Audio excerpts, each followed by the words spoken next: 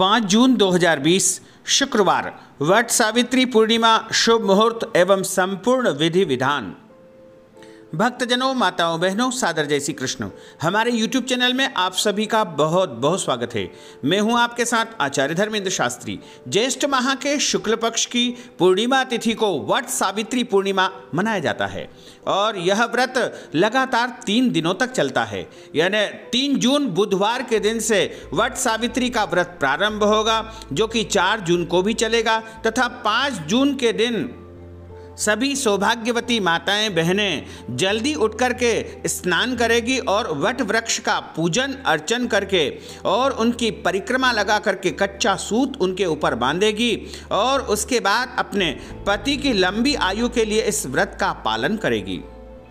स्कंद पुराण एवं भविष्य पुराण के अनुसार वट सावित्री व्रत ज्येष्ठ माह के शुक्ल पक्ष की पूर्णिमा तिथि को किया जाता है, लेकिन निर्णयामृतादि के अनुसार यह व्रत ज्येष्ठ माह के कृष्ण पक्ष की अमावस्या को करने का विधान है। जो सौभाग्यवती माताएं बहनें इस व्रत को करती है उसका सुहाग अमर हो जाता है, यानी उसके पति की लंबी आयु प्राप्त हो जाती है। जिस तरह से सावित्री ने अपने पति सत्यवान को यमराज के मुख से बचा लिया था, उसी प्रकार से इस व्रत को करने वाली महिला के पति पर आने वाला हर संकट दूर हो जाता है। इस बार 5 जून 2020 शुक्रवार को वट सावित्री पूर्णिमा है और सावित्री ने वट वृक्ष के नीचे ही अपने मृतक पति सत्यवान को यमराज से वापस प्राप्त कर लिया था। वट सावित्री पूर्णिमा के दिन इस बार चंद्र ग्रहण की जो स्थिति बन रही है उस विषय में हम आपको स्पष्ट कर दें कि 5 जून 2020 यानी ज्येष्ठ माह के शुक्ल पक्ष की पूर्णिमा को रात्रि 11:16 से चंद्र ग्रहण शुरू होगा, जो कि रात को 2:34 तक चलेगा।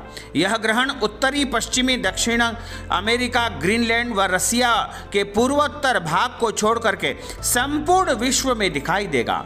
लेकिन यह चंद्र ग्रहण कुछ अजीब तरह का रहेगा। इस चंद्र ग्रहण को माध्य या छाया चंद्र ग्रहण कहा जाता है। माध्य का अर्थ होता है न्यूनतम यानी मंद होने की क्रिया।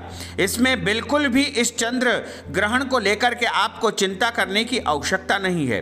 इस ग्रहण में कुछ हल्की सी चंद्रमा की कांति मलिन हो जाएगी, लेकिन चंद्रमा का कोई भी भाग ग्रहण से ग्रस्त नहीं होगा। इसमें चंद्रमा करीब 90% भाग धूसर छाया में आएगा।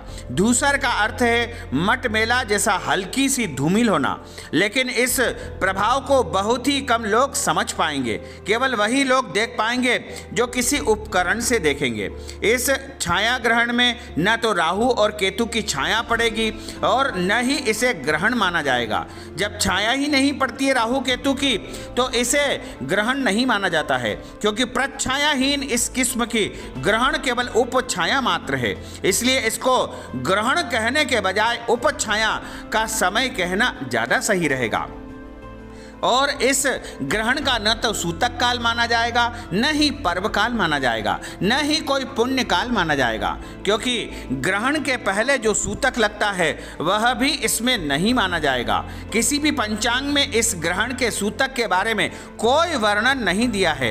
इस दौरान आप अपना पूजन पाठ, नित्य कर्म और पूर्णिमा की जो भी पूजन है वह आराम से संपन्न कर सकते हैं। वट सावित्री की पूजन भी आप अपने अनुसार कर सकते हैं। इस ग्रहण का कोई भी नियम पालन करने की या आपको भयभीत होने की, डरने की बिल्कुल भी आवश्यकता नहीं है। आप पूरे दिन और शाम तक अपने अनुसार और इस पूजन को संपन्न कर सकते हैं, क्योंकि इस ग्रहण का न तो कोई प्रभाव है, न ही किसी प्रकार से इस ग्रहण को मान्यता दी गई है। यह वास्तव में एक ग्रहण है ही नहीं। और वट सावित्री पूर्णिमा के दिन सर्वप्रथम सौभाग्यवती महिलाएं अपने पति की लंबी आयु के लिए इस दिन पूजन अर्चन करके व्रत रखेगी। सुबह उठ करके अपने नित्य कर्म से निवृत्त होकर के स्नान करके शुद्ध हो जाए, फिर नए वस्त्र धारण करके 16 श्रृंगार करे। उसके बाद पूजन की सभी सामग्रियां जैसे कंकु, चावल, अबीर, गुलाल, हल्दी, मेहंदी, सिंदूर, कच्चा सूत, आम के फल और पूड़ी तथा आटे के गुलगुले इत्यादि सारी सामग्री तैयार कर ले। धूप दीप नैवेद्य। अब वट वृक्ष के नीचे जाकर के वहाँ पर अच्छी प्रकार से सफाई कर ले। और यदि आपके घर वट वृक्ष नहीं जा सकते हैं या वट वृक्ष आपके आसपास नहीं है तो आप एक वट वृक्ष अपने गमले में लगाकर घर में भी पूजन पाठ कर सकते हैं। सबसे पहले आपको सत्यवान एवं सावित्री की मूर्ति स्थापित करना चाहिए। यदि मूर्ति नहीं है तो आप उनका फोटो लगा सकते हैं, और फोटो भी नहीं है तो आप उनके निमित्त 2 सुपारी रख करके उनकी पूजा करें। सर्वप्रथम उनको जल चढ़ाएं और गंध अक्षत पुष्प धूप दीप सिंदूर से उनका पूजन करें। सभी सौभाग्य की सामग्री अर्पित करें। साड़ी कपड़ा या जो भी आपको चढ़ाना है वो सारी सामग्रियां वहां समर्पित कर दे, और आम के फल या अन्य जो भी फल है वह सब समर्पित कर दे। फिर बांस के पंखे से सत्यवान और सावित्री को हवा करें और बरगद के पत्तों को अपने बालों में लगाएं। अब धागे को बरगद के पेड़ में बांध करके यथाशक्ति 5 परिक्रमा, 11 परिक्रमा, 21 परिक्रमा, 51 परिक्रमा या 108 बार परिक्रमा करें। और वट वृक्ष की परिक्रमा करने से अक्षय पुण्य की प्राप्ति होती है, क्योंकि वट वृक्ष साक्षात ब्रह्मा विष्णु महेश के स्वरूप माने जाते हैं। तथा उसके पश्चात आपको वट सावित्री की कथा का श्रवण करना चाहिए। यथासंभव हो तो ब्राह्मण को दक्षिणा दे और उसके बाद आप इस व्रत का पालना कर सकते हैं। इस व्रत में वैसे तो एक समय भोजन किया जाता है। यदि आप चाहें तो वट वृक्ष का फल खा करके या गुड़ के गुलगुले खा करके या कोई भी मीठी वस्तु खा करके एक समय भोजन करके इस व्रत का पालन कर सकते हैं। वट सावित्री का व्रत विवाहित महिलाएं अपने पति की लंबी आयु के लिए करती है, वहीं कुंवारी कन्याएं उत्तम पति के प्राप्ति के लिए भी कर सकती है, तथा विधवा महिलाएं भी अगले जन्म में अपने उत्तम पति की प्राप्ति के लिए तथा दीर्घायु के लिए इस व्रत को कर सकती है। और यह व्रत अलग अलग क्षेत्रों में अलग अलग रूप से मनाया जाता है। कुछ प्रदेशों में यह अमावस्या को तो कहीं पर यह पूर्णिमा को मनाया जाता है। और पौराणिक कथा के अनुसार सावित्री ने अपने तप और सतीत्व की ताकत से मृत्यु के स्वामी भगवान यमराज को अपने पति सत्यवान के जीवन को वापस करने के लिए मजबूर किया था। इसलिए विवाहित महिलाएं अपनी पति की सलामती और उत्तम स्वास्थ्य के लिए, लंबी आयु के लिए वट सावित्री व्रत का पालन करती है। सावित्री भारतीय संस्कृति में ऐतिहासिक चरित्र माना जाता है। सावित्री का अर्थ वेद माता गायत्री और सरस्वती से भी होता है। गायत्री सावित्री का जन्म विशिष्ट परिस्थितियों में हुआ है। पौराणिक कथा के अनुसार मद्र देश के राजा अश्वपति के यहाँ कोई संतान नहीं थी। उन्होंने संतान प्राप्ति के लिए यज्ञ किया और मंत्रोच्चार के साथ प्रतिदिन 1 लाख आहुतियाँ दी।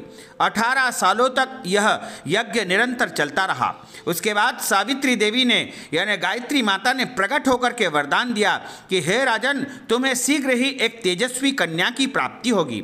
सावित्री देवी की कृपा से जन्म लेने की वजह से कन्या का नाम भी सावित्री रखा गया। बड़ी होने पर कन्या सावित्री बेहद सुंदरता से परिपूर्ण हुई। योग्य वर न मिलने की वजह से सावित्री के पिता अत्यंत दुखी थे। उन्होंने कन्या को स्वयं वर तलाशने के लिए भेज दिया। सावित्री एक वन में जाकर के वहां पर देखा उसने कि साल्व देश के राजा द्युमत सेन निवास कर रहे हैं। क्योंकि उनका राज्य किसी ने छीन लिया है, इसलिए वो अपने पुत्र के साथ में वन वन भटक रहे हैं। उन राजा के पुत्र सत्यवान को देख करके सावित्री बड़ी प्रसन्न हो गई और मन ही मन उनको अपने पति के रूप में उन्होंने स्वीकार कर लिया। जैसे ही नारद जी को पता लगा, नारद जी ने सावित्री के पास आकर तुरंत उन्हें कहा कि सत्यवान की अल्पायु योग है, इसलिए तुम इनसे विवाह बिल्कुल मत करो, अन्यथा कुछ ही समय के बाद इनकी मृत्यु हो जाएगी। लेकिन सावित्री ने बिल्कुल भी नहीं मानी और उन्होंने जो है सत्यवान से विवाह कर लिया।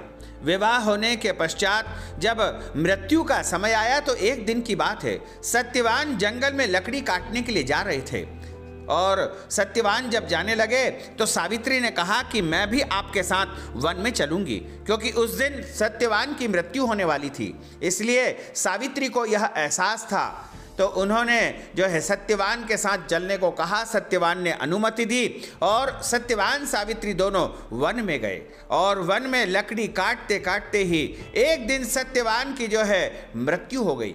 और जैसे ही मृत्यु हुई तो सावित्री चिंतित हो गई और उसने जो है अपने पति के मस्तक को यानी अपनी गोदी में बिठा लिया और सुला लिया, लिटा लिया और घोर तपस्या करना प्रारंभ कर दिया।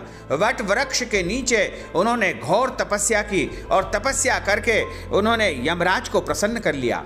जब यमराज प्रसन्न हुए तो यमराज ने समझाया कि यह विधि का विधान है, यानी जिसकी मृत्यु हुई है उसका जन्म होगा और जिसका जन्म हुआ है उसकी मृत्यु भी निश्चित है, इसलिए तुम विधि के विधान के बीच में बिल्कुल मत आओ। बार बार समझाने पर भी वह बिल्कुल नहीं मानी।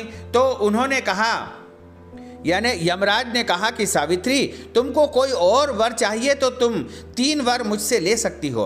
तो सबसे पहला वरदान उन्होंने ये लिया कि मेरे जो सास ससुर है उनकी नेत्रों की ज्योति वापस आ जाए और दूसरा वर उन्होंने ये लिया कि उनका राज्य उन्हें पुनः प्राप्त हो जाए और उसके बाद में जो है तीसरा वर यमराज ने अपनी इच्छा से दे दिया कि तुमको बहुत से पुत्रों की प्राप्ति हो। जब इस प्रकार का वरदान दे दिया तब सावित्री ने कहा कि आपने मुझे संतान प्राप्ति का, पुत्र प्राप्ति का वरदान दे दिया है, लेकिन मेरे पति की तो मृत्यु हो गई है, फिर मुझे संतान की प्राप्ति कैसे हो पाएगी।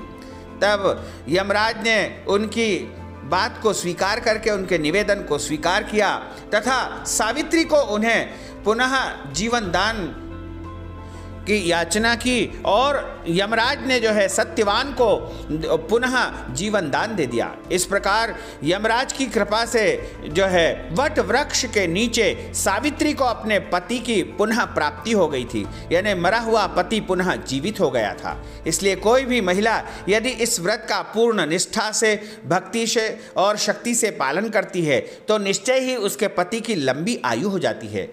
तो भक्तजनों, माताओं, बहनों, हमने जो ज्ञानवर्धक जानकारी आपको दी है उसको आप अधिक से अधिक लोगों को शेयर करिएगा, लाइक करिएगा, कमेंट करिएगा और यदि अभी तक आपने सब्सक्राइब नहीं किया है तो अभी और इसी समय सब्सक्राइब अवश्य कर लीजिए। आपको और आपके परिवार को सादर जय श्री कृष्ण, सादर धन्यवाद।